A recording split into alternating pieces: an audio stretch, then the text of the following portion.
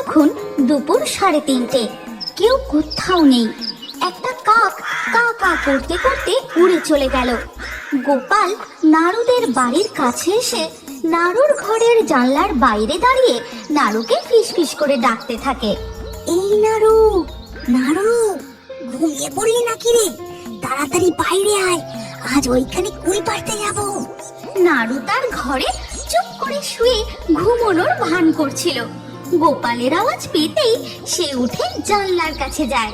আচ্ছি আচ্ছি দাঁড়া, মা পাঁচিল করলে ঘুমোতে, চুপি চুপি বেরোতে হবে। এই কথা বলে নাড়ু চুপি চুপি ঘর থেকে বেরিয়ে পড়ে।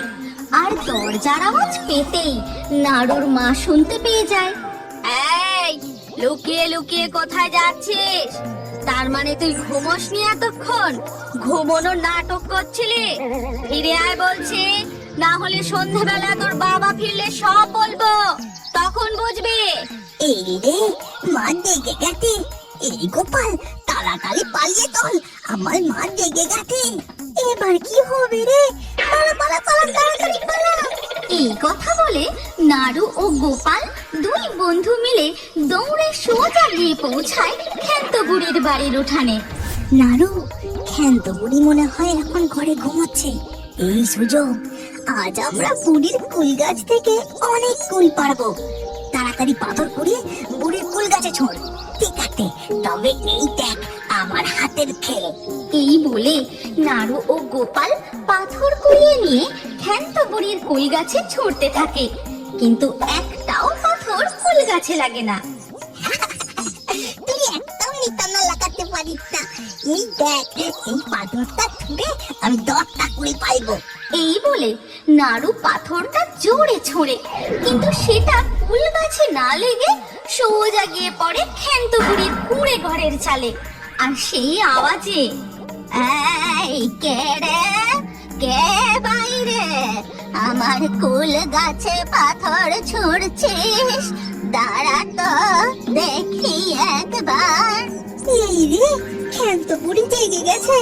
তুই এমন পাথরটা ছুঁড়লি, সোজা ক্ষান্ত বুড়ির ঘরের চালে পড়লো। এবার কি হবে? কি আবার হবে? ক্ষান্ত বুড়ি বেরোনোর আগে আমরা এখান থেকে দৌড়ে পালাইতে হবে। এই কথা বলা মাত্রই নাড়ু ও গোপাল দৌড়তে দৌড়তে বাঁশ বাগান পার করে গিয়ে পৌঁছায় এক কুল বাগানের সামনে। এই নাড়ু, ওই দেখ কত কুল গাছ। হ্যাঁ, তাই তো দেখতে যাই, কিন্তু এই জায়গাটার ব্যাপারে তো আমরা আগে জানতাম না। কত সুন্দর লাল লাল কুল। চল, এখানে কেউ নেই, আমরা মজা করে কুল খাবো। এরপর নাড়ু ও গোপাল ফুল বাগানের ভিতরে ঢুকতেই সেখানে তারা দেখে মাটির উপর একটি মস্ত বড় কুল। এই নাড়ু, দেখছিস কত বড় কুল? বাবা রে বাবা, কত বড়! এটা কুল নাকি কুলের বাইরে? হ্যাঁ রে, তাই তো দেখছি। তুই বেশি শব্দ করিস না, তাড়াতাড়ি পাথর কুড়া।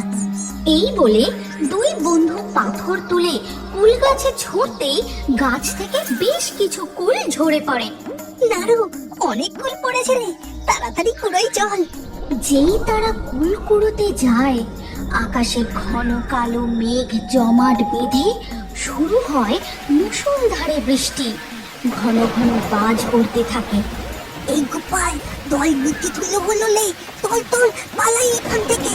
দুই বন্ধু সেখান থেকে দৌড়তে শুরু করে। তারপর বাঁশ বাগান পার করে তাদের পাড়ায় ফিরে আসে। এই গোপাল, এখানে তো একটুও বৃষ্টি হচ্ছে না রে। কি ব্যাপার বলতো? সত্যি বড় অদ্ভুত ব্যাপার। এই নাড়ু, সন্ধে হয়ে আসতে চললো, চল এবার আমরা বাড়ি ফিরে যাই। এই বলে দুই বন্ধু যে যার বাড়ি ফিরে যায়। এরপর ধীরে ধীরে রাত হয়ে যায়, আর ওদিকে তখন চাঁদের আলোয় সেই কুল বাগানে দেখা যায় ওই মস্ত কুলটার মধ্যে থেকে এক ডাইনি বেরিয়ে আসে। আমার কুল বাগানের কুল এইভাবে ছড়িয়ে পড়ে আছে। নিশ্চয় কেউ কুল পাড়তে এসেছিল, গাছে পাথর ছুঁড়ে কুল পেরেছে দেখছি। একবার যখন আমার কুলের বাগানের হদিশ পেয়েছে, বেটারা আবার আসবে। আমাকে কিছু একটা ব্যবস্থা ব্যবস্থা করতেই হবে। এই বলে ডাইনি তার মস্ত কুল বাড়ির মধ্যে ঢুকে যায়। তারপর তার উনুন জেলে কি যেন একটা তৈরি করতে থাকে। হ্যাঁ, তৈরি হয়ে গেছে। এবার আমি গিয়ে সব কটা কুল গাছের গোড়ায় গোড়ায় এটা ছড়িয়ে দিই। এই কথা বলে ডাইনি তার বাগানে বেরিয়ে তার সবকটা ফুল গাছের গোড়ায় ওই জলটি ছড়িয়ে দেয়। এরপর ধীরে ধীরে সকাল হয়ে যায়। নাড়ু ও গোপাল স্কুলে তার বন্ধুদের ওই কুল বাগানের কথা বলে।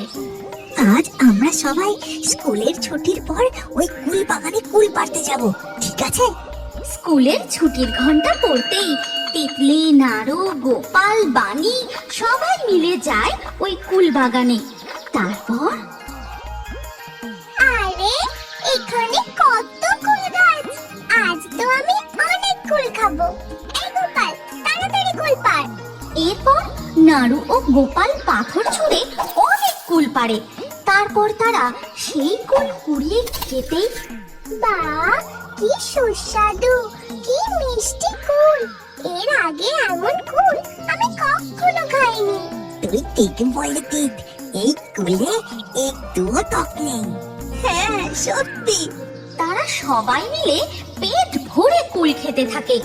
যত খায় ততই যেন তাদের মন আর ভরে না। ওদিকে ওই মস্ত কুল বাড়ির ভেতর ডাইনি বসে বসে খা খা, আরো কুল খা। যত খাবি তত তাড়াতাড়ি। এই বিকেল হয়ে গেছে, এবার সন্ধ্যা হয়ে যাবে। চল আজকে আমরা বাড়ি ফিরে যাই। কালকে স্কুলের ছুটির পর আমরা আবার এখানে এসে কুল পারবো, কেমন? হ্যাঁ, তুই একদম ঠিক কথা বলেছিস। আমরা এবার থেকে রোজ এখানে আসবো। এরপর নাড়ু, গোপাল, তিতলি, বানি সবাই যে যার বাড়ি ফিরে যায়। আর এদিকে মস্ত কুল বাড়ির মধ্যে সামনের অমাবস্যার মধ্যেই আমার বাগানে আরো 4টি কুলের গাছ যোগ হতে চলেছে। এর পরের দিন স্কুলের ছুটির পর নাড়ু, গোপাল ও তার বন্ধুরা মিলে ডাইনির কুলের বাগান থেকে কুল পেড়ে খেতে থাকে। এইভাবেই দিনের পর দিন চলতে থাকে। কেউ আর ক্ষান্ত বুড়ির কুল গাছ থেকে কুল পাড়তে যায় না।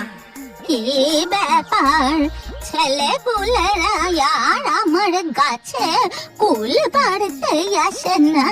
ছেলে পিলেদের হই হুল্লোড়ে আমার মনটা বেশ ভালোই থাকতো। আমি তো কারো কানও মুলে দিইনি, তারপরেও কেন যে এখন আর আসে না কি জানি। ব্যাপারটা দেখতে হবে। এর পরের দিন গোপাল ও তার বন্ধুরা যখন ক্ষান্ত বুড়ির বাড়ির সামনে দিয়ে বাঁশ বাগানের দিকে যাচ্ছিল, তখন তাদের দেখতে পেয়ে ক্ষান্ত বুড়িও তাদের পিছু নেয়। ছেলে পিলেগুলো কোথায় যাচ্ছে আমাকে একবার দেখতে হবে। তারা গিয়ে পৌঁছায় ওই কুল বাগানে। তারপর কুল পেড়ে পেট ভরে খেতে থাকে। এই দেখে ক্ষান্ত বুড়ি এই ব্যাপার, এরা নতুন কুল বাগানের সন্ধান পেয়েছে, তাই এই ক্ষান্ত বুড়ির টক মিষ্টি কুল ভুলে গেছে। যাই, বাড়ি ফিরে যাই। মনে মনে এই কথা বলে ক্ষান্ত বুড়ি তার বাড়ি ফিরে যায়। এরপর ধীরে ধীরে রাত নেমে আসে।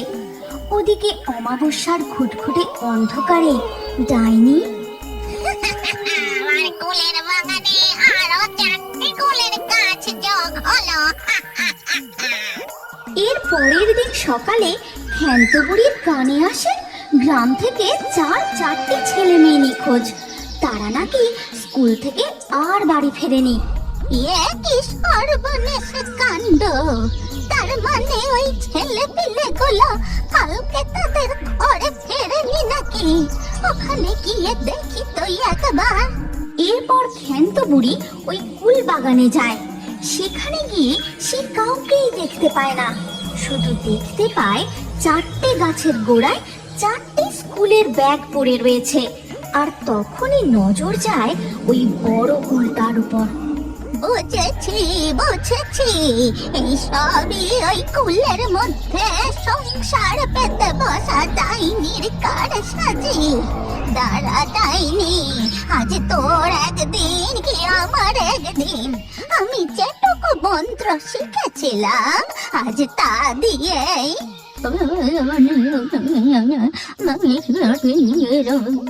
এই বলে ক্ষান্ত বুড়ি মন্ত্র পড়ে তার হাতে বেশ কিছু শুকনো লঙ্কা নিয়ে আসে। তারপর সেই লঙ্কাগুলো ডাইনির ফুলের বাড়ির মধ্যে ছুঁড়ে দেয় আর মন্ত্র পড়ে লঙ্কাগুলোয় আগুন ধরায়। ওরে বাবা রে, কে লঙ্কার ধোঁয়া দিলি রে? থামা, লঙ্কা পোড়ার ধোঁয়া বন্ধ কর। কাঁচতে কাঁচতে ডাইনি বাইরে বেরিয়ে আসে। তখন ক্ষান্ত বুড়ি বলে, এখনই ছেলে পুলেদের মুক্ত কর, না হলে আজ এক্ষুনি আমি তোকে। তোমরা এত বড় সাহস করি তুই আমার বাড়ির মধ্যে লঙ্কা পোড়া দিস? এবার আমি তোকে তবে রে, তোর এত বড় সাহস! এই বলে ক্ষান্ত বুড়ি বিড় করে মন্ত্র করে একটি জবা ফুল প্রকট করে। তারপর ডাইনির গায়ে ছুঁড়ে দিতেই ওরে বাবা রে বাবা, ওরে বাবা রে বাবা, বুড়ি তুই আমায় ছেড়ে দে।